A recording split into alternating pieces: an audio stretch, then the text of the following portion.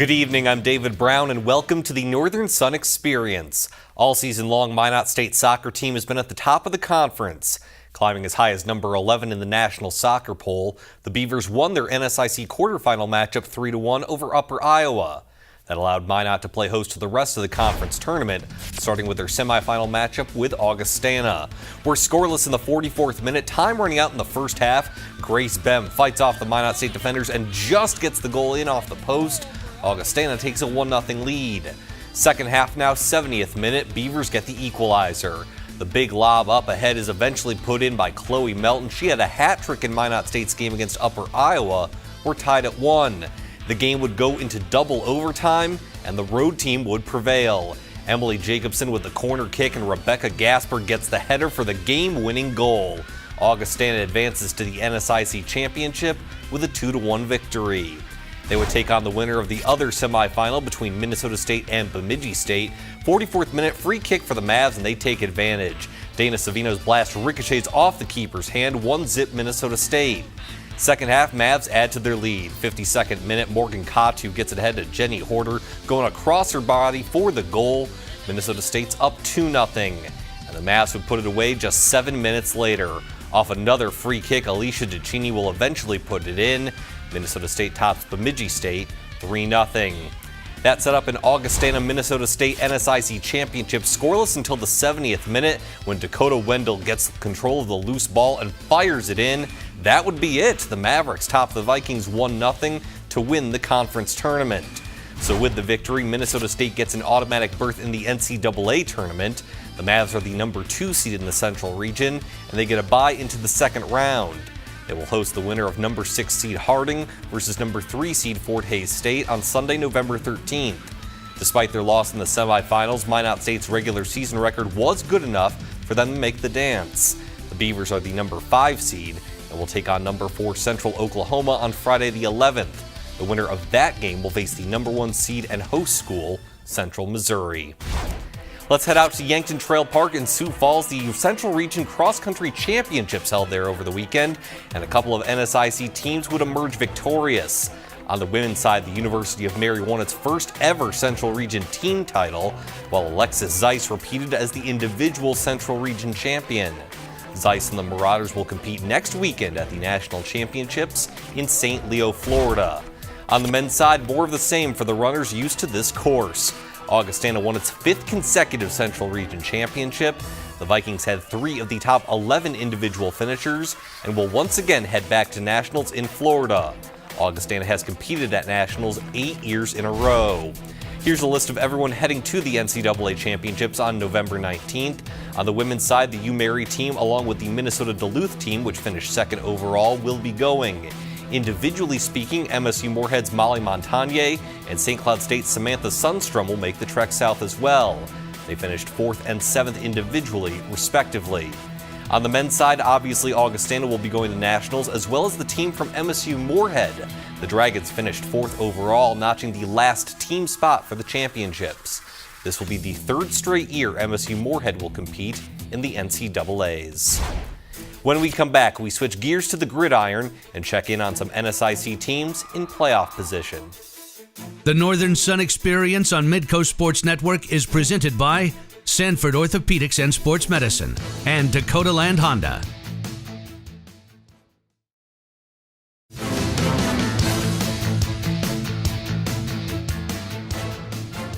And welcome back to the Northern Sun Experience. Last week, Bemidji State stuck into the Super Region 3 rankings at number 8, 1 spot away from the D2 playoffs. But in order to have a chance, the Beavers would need to win both of their remaining regular season games. That started on Saturday as they hosted MSU Moorhead. Beavers up 14-13 in the second and adding to it. Tahi Nomain up the gut, 21 yards, 21-13 Bemidji State. Back come the Dragons. Great adjustment by Damon Gibson on the touchdown. MSUM is down 21-20 at halftime. Third quarter, Bemidji gets the lead back to 8 on this short plunge from quarterback Jordan Hine to make it 28-20 Beavers. Later in the third, Carr on the slant to Gibson, who keeps on churning for the score. His 3rd touchdown of the day, 2-point conversion good. We're tied at 28. Dragons now up 35-28 in the 4th when the Beavers tie it up. Ginna Adams' 12-yard run, and we're all knotted up at 35. Dragons march right back down on the ensuing possession. Carr fools practically everyone and walks in for the score, 42-35 MSU Moorhead. Final minute, and this is insanity. On 4th and 37, the Beavers execute the hook and ladder to perfection. They gain 49 yards and keep the game alive. An unbelievable effort. And on the very next play, it results in a Vince Dinkel touchdown with 39 seconds left to pull within 42-41. But Mason Hoffer doinks the extra point off the right upright, and a heartbreaking loss for Bemidji State, falling to MSU Moorhead 42-41. Minnesota Duluth, currently number 5 in the region rankings, hosted UMary Saturday. Bulldogs already up 6-0 and adding to it. Bo Bofferting off the left side turns on the afterburners. 79 yards, 13-0 UMD. It's 20-0 later in the first when the Bulldogs run the same play, this time for Jaylene Jones. 41 yards on this touchdown, it's 26-0. Second quarter now, Bulldogs work it through the air. Drew Bauer to Obi Ibeneme, 35 yards, 33-0 at that point. Minnesota Duluth wins easily, 75-14 over UMary. Sioux Falls hoping to remain perfect on the year, hosting Upper Iowa. First play of the game, Cougars with a little trickery. The swing pass to tight end Clint Sig, who fires downfield to Kyle Gronweg. The tight end option pass goes 74 yards, and USF has an early 7-0 lead. Later in the first, Cougars knocking on the door once again. Luke Papillion with the option pitch to Max Mickey 2 yards out makes it 14-0. And USF would put it on cruise control from there. The Cougs stay perfect with a 51-7 victory over Upper Iowa. Taking a look at the latest Super Region 3 rankings, the top 7 overall remain unchanged from last week. Sioux Falls is still the number 2 seed, and Minnesota Duluth is the number 5 seed, which means both the Cougars and Bulldogs would make the Division II playoffs if they started today. Bemidji State, which was 8th last week, has fallen out of the top 10 thanks to their loss to MSU Moorhead. But Augustana has now creeped in at number 10 overall. The Vikings will need a lot of help to move up into the top 7, but this does solidify the possibility Augie will get an invitation to the Mineral Water Bowl. Just one more week to go until everything shakes out.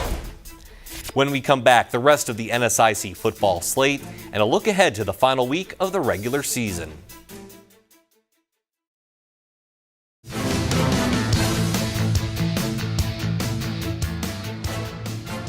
And welcome back to the Northern Sun Experience. Winona State fell out of the playoff picture last week after a controversial ending in their loss at Augustana. But the Warriors, like several NSIC teams, still have plenty to play for, including a possible spot in the Mineral Water Bowl. Step 1 was taking care of business at home against Southwest Minnesota State. First Warriors possession, Jack Nelson to Cameron Johnson. He definitely caught that one. 21 yards, 7-0 Winona State. Mustangs come right back down. Max Simmons goes up the gut after the high snap, 7 yards out to tie things at 7. Back come the Warriors. This time it's Paul Preston finding some space. 24-yard run makes it 14-7 Winona State. It's 17-7, but SMSU keeps moving forward. Simmons cuts right, finds a lane, and no one is gonna catch him. 77 yards to the house, Mustangs cut the lead to 17-14. The Warriors would go back to the aerial attack. Once again, it's Nelson to Johnson, able to hold on, 21 yards, 24-14 at halftime. Third quarter, SMSU not going away. Simmons with his third rushing touchdown, extra point blocked, however, so it's 24-20. And that's as close as the Mustangs would get. Paul Preston once again using his shiftiness to avoid tacklers, 35-yard score. Winona State tops SMSU 42-27. Augustana visited Concordia St. Paul on Saturday, and the Viking offense came out firing. Already up 7-3, Trey Hyde finds Trevor DeShepper in traffic, 26-yard strike, 14-3 Augie. Last play of the first quarter, Hyde lobs it up for his favorite target, Matt Heller. Great adjustment, maintains control on the ground, 43 yards, 21-3 after one. It's 21-10 late in the second quarter, and we've seen this before. Hyde over the middle to Heller. He's taken down, but he bounces off the defender, gets up, and keeps on going. 41 yards, 28-10 Vikings at the break. Fourth quarter, Augie well on its way to victory, but Heller's got one more spectacular play left in him. Hyde lobs it up again. Heller catches it at the 43, and as he's deking out Concordia defenders on his way to the end zone, watch this. He dekes himself out of his own shoe. It goes flying, 76-yard touchdown. Augustana wins at 63-31. Minnesota Crookston taking on Northern State. Wolves already up 7-zip and adding to it. Christian McElvain with a shovel pass to Zach Culbreth, 14 yards to make it 14-0. Back come the Golden Eagles. The option pitch to Andre Person. He gets in from 11 yards out to cut the lead in half. Late first quarter, McElvain doing what he does best. The read option to the house, 27 yards, 21-7 Wolves after one, and they would roll from there. Northern State over Minnesota Crookston, 66-14. St. Cloud State visited Minot State with a chance to move over 500. First quarter off-play action, Nate Meyer to Anthony Carver, carving up the Beaver defense, 37 yards to make it 7-0 Huskies. Later in the first, handoff to Jaden Huff up the middle, and he might have gotten an inadvertent block from the ref there. Nevertheless, it's 42 yards to Pater and a 14-0 lead. Still in the first, Huskies still on the attack. Meyer up top to John Pass, one-handed grab in the end zone, 13-yard strike. St. Cloud State blanks Minot State 31-0. Minnesota State at Wayne State wraps up Week 10. Nick Piericini dives into the end zone, 6 yards out, 7-0 Mavs. Now 7-3 when Wayne State takes the lead. Zach Osborne to Keaton Slaughter in the back of the end zone, 10-7 Wildcats. Later in the first, Wayne extends the lead. Osborne to Nate Rogers from 11 yards away, 17-7 Wildcats. But the Mavericks would come back from that 10-point deficit and then some. Piericini to Eric Fuller, one of his 2 touchdowns on the afternoon. And then it's Piericini to Justin Arnold in the fourth quarter. Minnesota State comes back to top Wayne State 41-30. So the final weekend of the regular season looks like this. Sioux Falls will hope to complete a perfect mark before the playoffs as they host Wayne State at noon. Minnesota State, still with a shot at the Mineral Water Bowl, hosts Upper Iowa. Winona State also has a chance for some postseason action as they host Concordia St. Paul. The Battle of North Dakota will pit UMary at Minot State. Either Northern State or MSU Moorhead will finish with 7 wins, but Minji State hopes to end on a high note hosting Minnesota Crookston. A matchup of high-flying offenses in Marshall as Augustana visits Southwest Minnesota State, and Minnesota Duluth hoping to maintain its regional position as they travel to St. Cloud State. Let's turn our attention to volleyball. Number 1 versus number 2 matchup, Concordia St. Paul at Minnesota Duluth. Golden Bears up 2-1, but the Bulldogs fighting back. Sarah Kelly hammers it home. UMD would nod the match at 2 sets apiece. Fifth set, Bulldogs coming through on defense. Sydney Mock with a block at the net. But the Golden Bears would be resilient. Shelby Sawyer with a cross-court kill for CSP. And then a long volley on match point ends when Taylor Wisbroker's shot is out of bounds. These are the kinds of cutthroat NSIC battles we've seen all year long. Concordia St. Paul over Minnesota Duluth 3-2. Another nationally ranked matchup from Friday pit SMSU at Northern State. Heads up play by the Wolves' Ashley Rozelle notices the Mustang defenders at the net and just hits it over for the kill. But persistence all match long would key the Mustangs' victory. After Aisha Oden gets blocked, Taylor resends it right back. She had a match-high 16 kills. And then a little bit later, Kaylee Burmeister tries the tap at first, but then the second time around, a little more power. SMSU sweeps Northern State 3-0. And these are the latest Central Region rankings for volleyball, where the top 8 teams get in. Right now, 6 NSIC teams would qualify. Things will obviously change over the next several weeks with the NSIC Conference Tournament, starting on November 16th. But as it stands, Concordia St. Paul, Minnesota Duluth, SMSU, Winona State, Augustana, and Wayne State are all in. When we come back, we'll meet a former SMSU golfer who's now helping people get back to being active.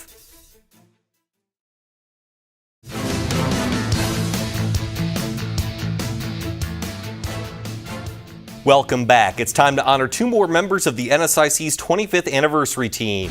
Congrats to former Concordia St. Paul quarterback James McNear, who was a one-man offensive machine for CSP. He's the only Division II player to amass more than 2,500 rushing and 8,000 passing yards in a career.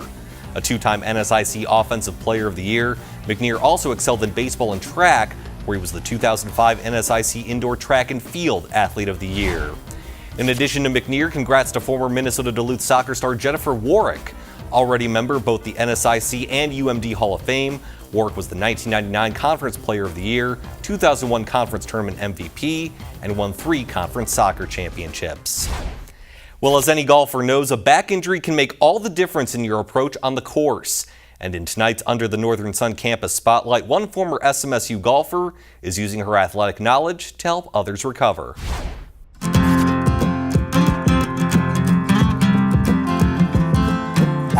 Laura Lumbaum Hulsebus was a 4-year letter winner at Southwest Minnesota State from 2000 to 2004. Hulsebus, a Roseau, Minnesota native, talks about her time spent on campus as a student athlete. The nice thing about Southwest is coming from a small community in high school and entering Marshall, the college felt very welcoming and friendly. You almost feel like part of the family in the athletic department. Everybody knows your name, and if you had a question or a concern, you could go to people within the athletic department. The university was always great because you know where you are on campus, you feel secure. The tunnels, if you don't want to go out in the windy weather, the community involvement at the university was great too. So working as a waitress in town, it was fun to see other people in the community as well as at Southwest events. Marshall has a great country club, and I think we were all lucky to play there, and the members welcome the college students to come play, and I think that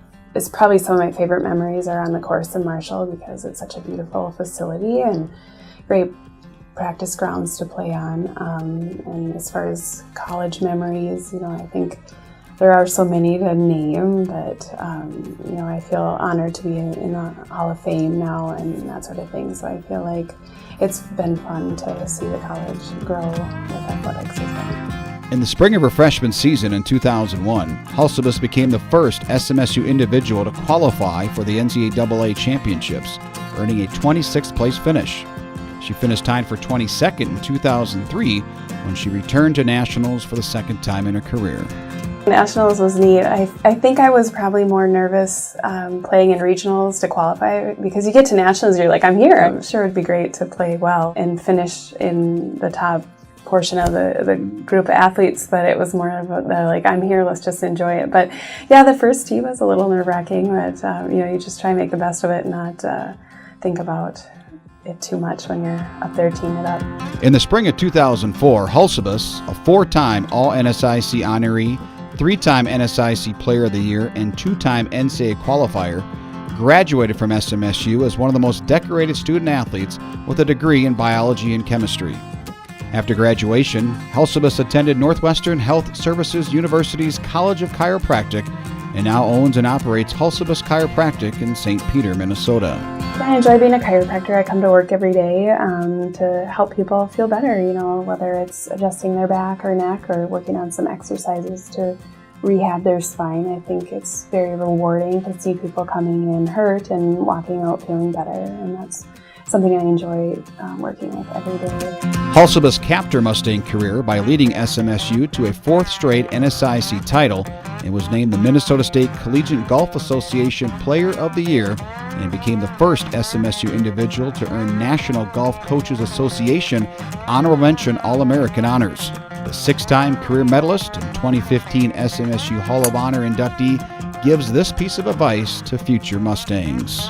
I think what's important for freshman athletes, golfers to know going into college is that don't be afraid to ask someone for help or support if you're looking for some advice or have questions that need to be answered. Worrying about it isn't going to get you any further ahead, and working on time management and just kind of staying focused on if you're practicing your golf, practice your golf. If you're studying for an exam, study for your exam. Don't get too disconnected from the focus.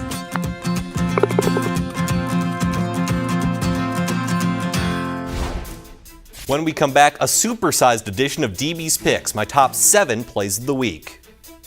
The Northern Sun Experience on Midco Sports Network is presented by Sanford Orthopedics and Sports Medicine and Dakota Land Honda.